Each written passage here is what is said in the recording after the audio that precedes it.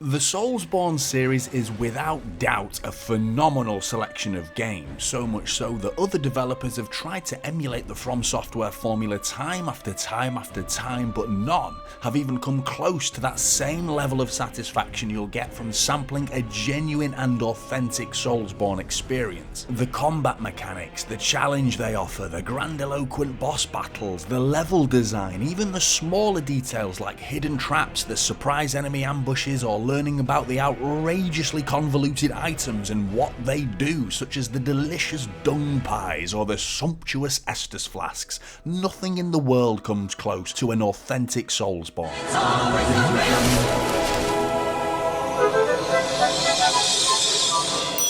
Now then, this is usually the disclaimer part of a video that's discussing the Soulsborne games, where the creator of the video begs with the very small minority of snowflake Soulsborne fans to not send them death threats, and please bear in mind that it's just their opinion. So with that in mind, that particular group of individuals can go themselves. Number 6 is Dark Souls 2. It's fundamentally a good game, a fantastic game in fact, but it sits comfortably at the bottom of the list when comparing it to the other elite games in the series. I think it was the atmosphere that stood out to me at first, with the series being known for some of the most, pun intended, soul-destroying locations in gaming with their depressingly dark and dejected colour tones. Don't get me wrong, there's still a fair few areas that are dismally crestfallen, like No Man's Wharf for example, but even that area has the option to light it up like a Christmas tree, removing the fear factor entirely. The early areas like Majula and Hades' Tower of Flame, as stunning as they are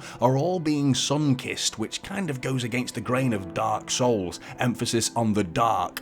The level design was the most basic in the series, with very little of the FromSoft signature shortcuts unveiling themselves in what was often a very linear A to B design. The combat is most notably the clunkiest in the series, with very floaty and unforgiving lock-on mechanics, and the animations all carried so much weight to them. Even the lightest weapons still didn't feel fast enough to encourage me away from a tank build. There was such a large number of weapons to sift through, but you'll soon notice the copy and pasted animation moveset between the weapon types, meaning most became redundant pretty early on, and the boss battles, again, the worst in the series, with very uninspired attack patterns and pretty standard aesthetic designs compared to some of the others in the series. Number 5 is Demon Souls, the remake to be precise. Another fantastic game, and a quick recognition to the fact that this was of course the original that got the Soulsborne series rolling as well. It rejected the common trend amongst games in 2009, with so many other games at the time opting for more forgiving gameplay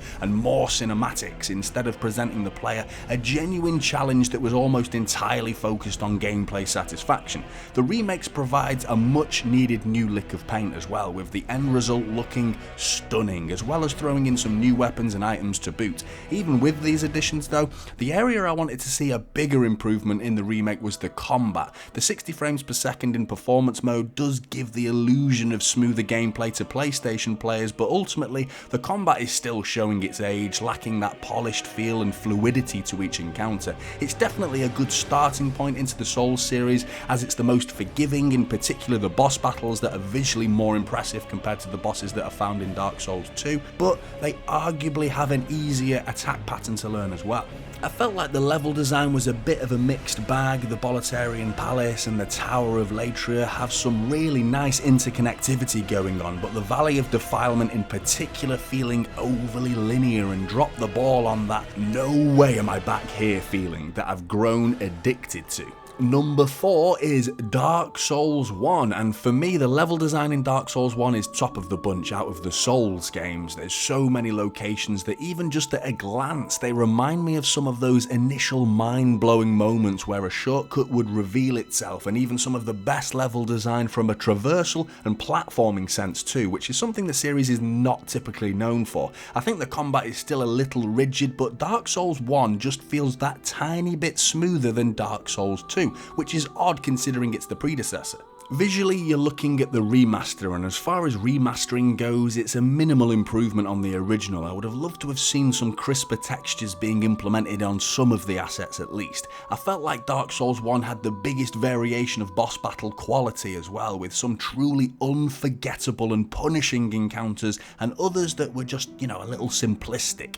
Number 3 is Dark Souls 3. The word fluid springs to mind. It's all about the combat in Dark Souls 3. It just felt so refined and faster in its feel and faster in its feedback to the player as well. It arguably makes Dark Souls 3 feel a little bit easier than the Souls games before it due to the responsiveness and readability of all the newer animations. This was balanced though due to the same animations and AI improvements given to the enemies' attack patterns as well. This was showcased spectacularly in the boss battles, with so many variations for the player to study the attack patterns and the timing in particular, as some of the attack patterns would just linger in suspense that extra half second longer, meaning your blocks and dodges required impeccable timing. I think the level design was totally outshone by the combat superiority though, and while that doesn't make the level design bad, in fact visually the environments look incredible, but I'm always searching for that interconnectivity in level design, areas that have layers that are constantly unraveling and taking hours to do so as you explore, yet here you are back at the same bonfire you were standing at an hour ago.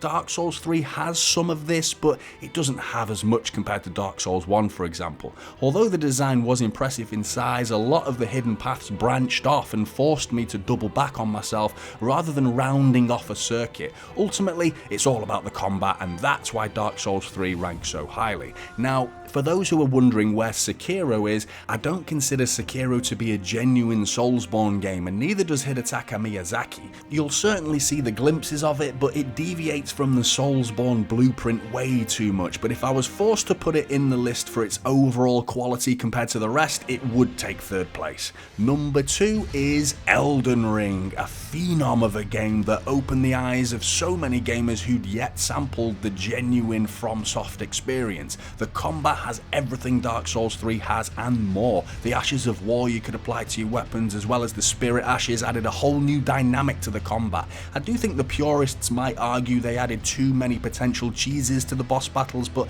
I personally really enjoyed experimenting with them. The fact that Elden Ring was From Software's first open world Soulsborne game is astonishing, that they were able to create such a varying, vibrant and ostentatious biomes that were not only visually spectacular, but it's just so dense without the need for any rinse and repeat fluff that so many other open worlds lean on. My favourite aspect to Elden Ring was the size of the world and the amount of exploration, items to gather, enemies to fight, and therefore runes to collect, which meant I was able to experiment with my playstyle like never before. I could create a hybrid character that could dabble in the arts of long-range magic while still inflicting substantial melee damage without the need to constantly redistribute my character's stats. As far as level design goes, it's an open world game, so in the category of open worlds, it's incredible, but in the category of intricate and interconnecting level design like all the other Soulsborne titles, it wouldn't make sense to even compare it.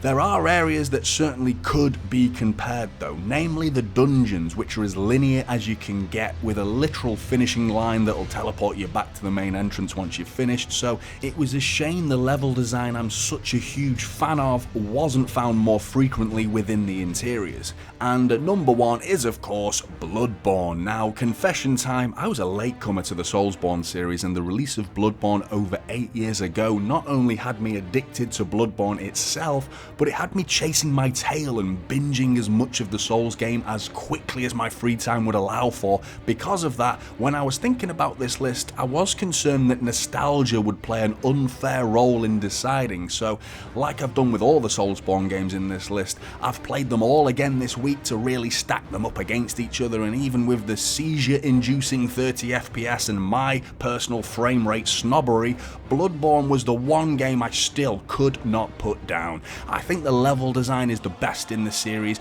There's not that many locations to explore compared to the other Soulsborne games, but they're just so concentrated in width, and as they are in verticality as well. Exploring Yharnam for the first time was a hellish nightmare I didn't want to wake up from, and the atmosphere and architecture on display is just fantastic. I'll never forget my first ever taste of a Soulsborne combat encounter, coming up against that wolf beast and throwing the idea of a tutorial right out of the window. There was no dipping my toe in to test the waters. I was questioning my ability as a gamer, I was questioning my purchase after my umpteenth death, and I was questioning why anybody would play such a brutally punishing game and still claim to enjoy it.